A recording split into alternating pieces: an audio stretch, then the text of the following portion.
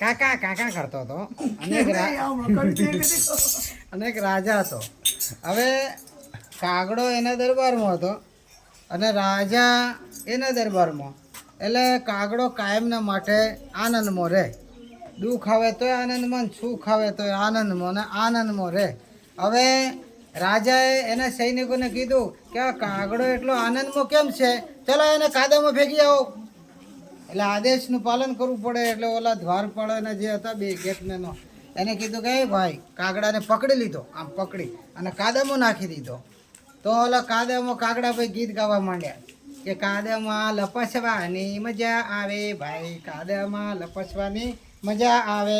એટલે ઓલા એના સૈનિકો કે રાજા કાગડાને તો ઓલા કાદવમાં નાખ્યો ને તો એ તો આનંદમાં આનંદમાં જ છે, હે તો એને પકડો બરાબર અને ફેંકી આવો કૂવામાં. તો રાજા એમથી ફરતી આદેશ કર્યો. એટલે ઓલા દ્વારપાળો જે બે સૈનિકો હતા ને એ કાગડાને ક્યાં ફેંકી આવ્યા? કૂવામાં ફેંક્યા ને એટલે પાણીમાં ડૂબી ગયો. પછી પાછો ઉપર આવીને કે પાણીમાં તરવાની મજા આવે ભાઈ, પાણીમાં તરવાની મજા આવે ભાઈ. તો ઓલા પાછા સૈનિકોએ કે પેલા ભાઈ આ કાગડો તો પાણીમાં નાખ્યો તોય આનંદમાં છે. તો રાજા કીધું આદેશ છે મારો, એને કાંટા હોય ને એમાં નાખી આવો બરાબર.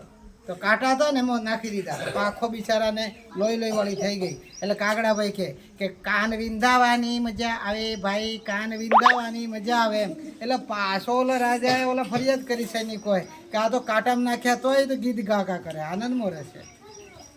તો પછી એને કીધું કે આને હે ને ભાઈ હવે આને છાપરે નાખી આવો.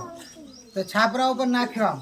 તો કાગડા ભાઈ કે ઉડવાની મજા આવે ભાઈ, ઉડવાની મજા આવે ભાઈ એમ કંઈ કાગડો જતો રહ્યો અને આનંદ કરતો જતો રહ્યો. અને રાજા તો ને દુઃખી થઈ ગયો કે એટલે કે આમાં એમ કહેવાનો અર્થ છે કે ગમે એટલી પરિસ્થિતિ હોય આનંદ આનંદ આનંદમાં રહેવાનું. આ વાર્તાનો અર્થ છે બોધ.